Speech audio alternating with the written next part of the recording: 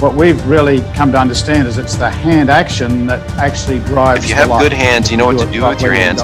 So much works back into the body, and the golfer they're empowered when they know how to use their hands properly. Gentlemen? Yeah, sure. Sorry, I've got a little bit of background noise here at the golf driving range, but that's good.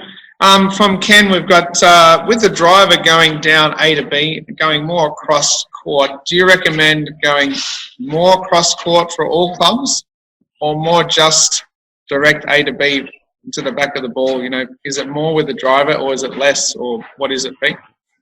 Can I answer this one for the moment, Martin? Go ahead, buddy. Yeah. Well, the driver's a lot longer, you see. Now, with a driver, I'm going to be standing this far away from the golf ball. I've got a 7-iron here. So now my 7-iron's here. Now, the 7-iron swing, when I swing it back to the top of the backswing, let me get there, will be about there. Now, with the driver, when I swing it to the top of the backswing, it'll be more over here. So the A to B line from the club head with a driver is a lot more across court than it is with a 7-iron. So the direction of the throw with the shorter club, the shorter length shaft, is a little more steep, as you'd say, but it's still going down and out towards the ball. The driver, a couple of things. Number one, it's longer, so it's going to be swinging from more inside out or feeling like that. What happens is the body turn won't let it go this way. So while you do it slowly without the body, as you add the body turn brings it perfectly down on that inclined wheel. But as you swing down and out with the driver, the ball's on a tee, so you're going to be hitting it, it's on the front foot. So you hit the bottom of the swing will be slightly behind the ball, and you'll be hitting the ball level or on the upswing if you want to get maximum distance. But the direction of throw with the driver is definitely a lot more across court. Initially, when you run out of right arm, and the body turn is not going to let you keep going out there. The body turn and the release of the club face through your forearms will bring you around, and you'll finish up equally around on this side. So that wheel, it stays on the wheel. It doesn't kind of shoot off in another direction. I know some people got confused. They think A to B is continuing out there. It's not. B is the ball. We like to say to be or not to be. It's A to B. Excellent. I love it. What else you got, Chris? What other questions? Got one from Stanton.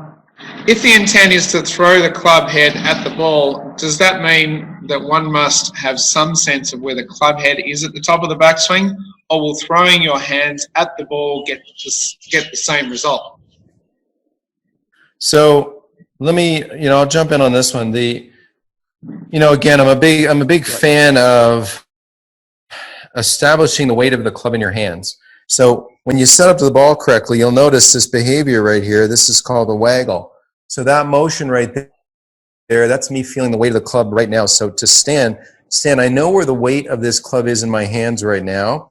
When I create my back swing, I can feel the weight of the club in my hands. I can feel it resting on the base knuckle of my trail index finger.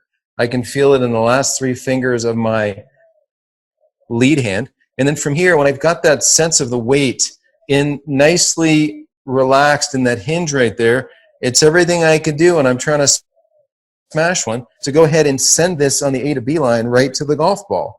Now, when I send it on the A to B line, things respond. Pelvises open up, weight transfer happens. A lot of things athletically work in your favor rather than you feeling you have to check a million boxes. So the weight of the club, this sensation of that, agree. You've got to know where the weight of the club is. It's a huge deal. And you're going to start by doing that properly by waggling, getting the club nicely in your hands at address, feeling where it is. Your brain's going to tell you you've got this club in your hands, that you know what it weighs because you've got it in your hands. If you set it on the ground and you do this re-gripping business that I see a ton of people do, you don't really have the weight in your hands, and you're not going to know where it is when you swing it. So Stan, excellent question. So Peter, I'm going to have to wrap this up pretty soon, my friend. So why don't we take one more question for Peter and then show them how they can learn more?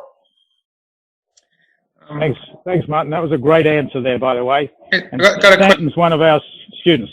I've got a question directed at Martin, actually.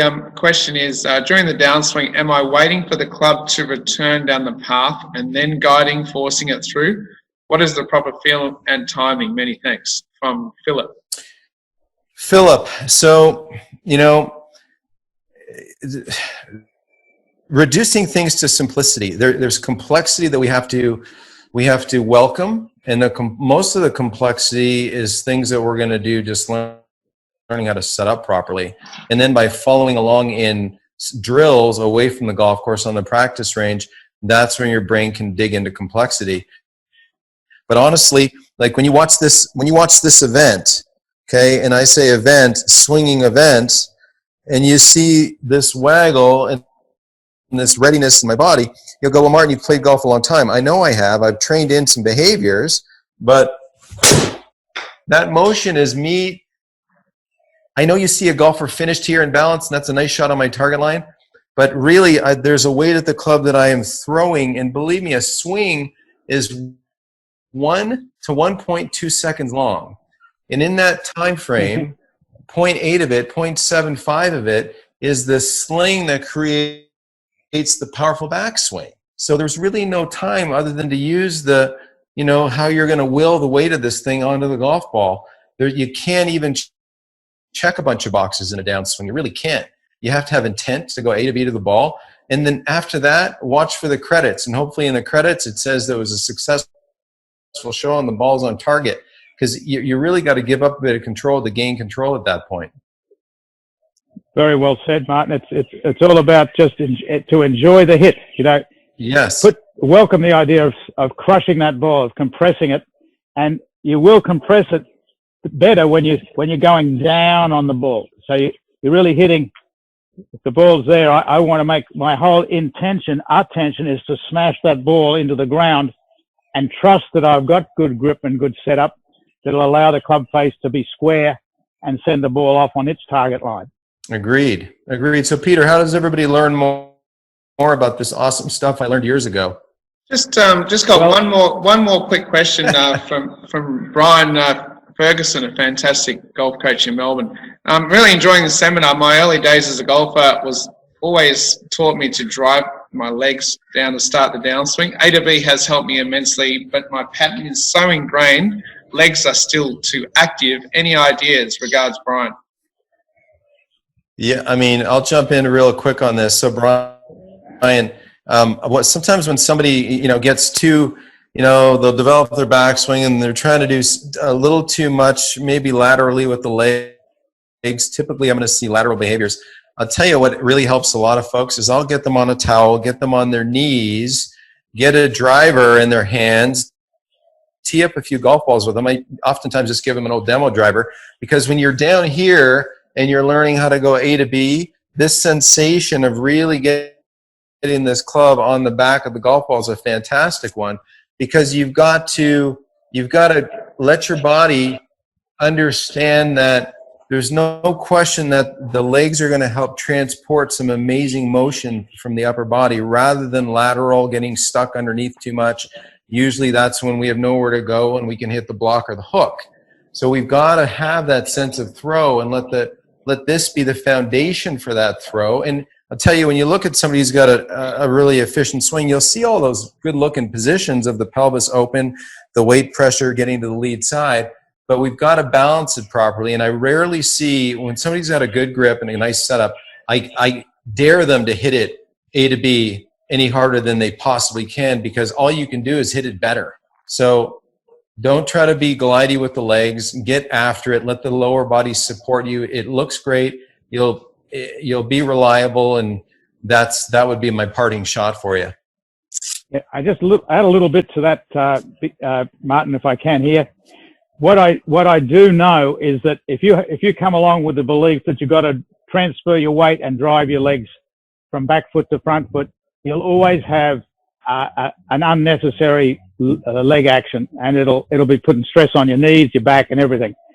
When you swing down and you're throwing A to B, you're turning in a barrel, so you're not over on your right side or your left side. The weight will naturally be here because there's more of the club and you on this side.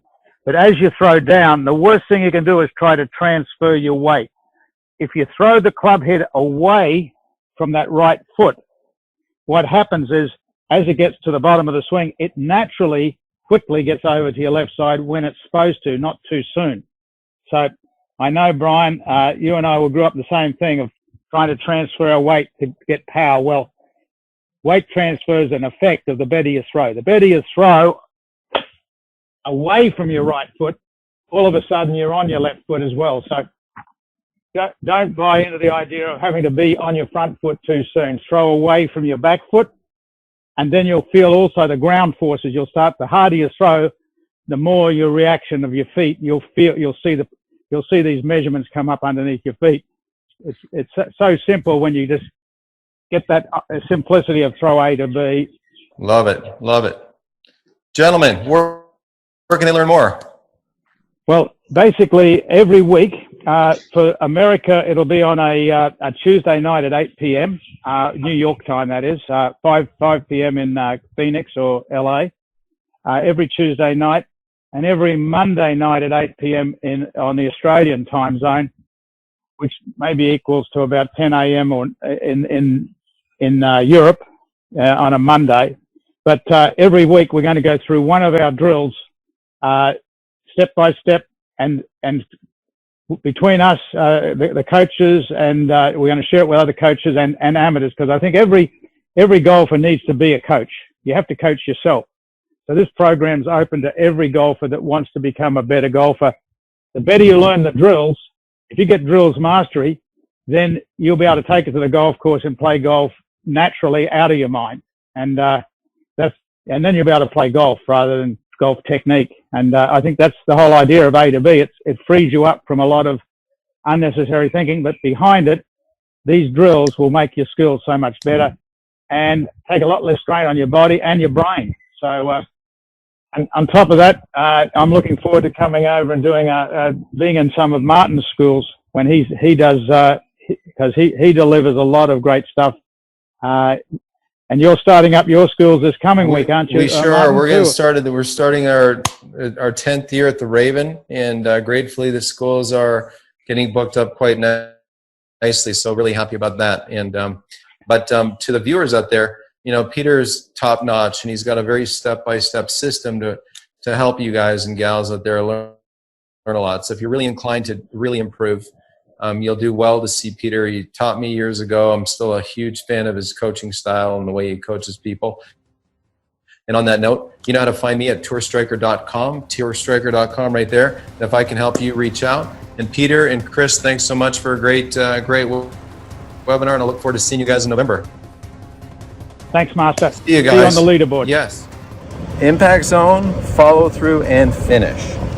I'm doing another webinar with my good buddy Peter Croker, November 24th at 5 p.m. Pacific time.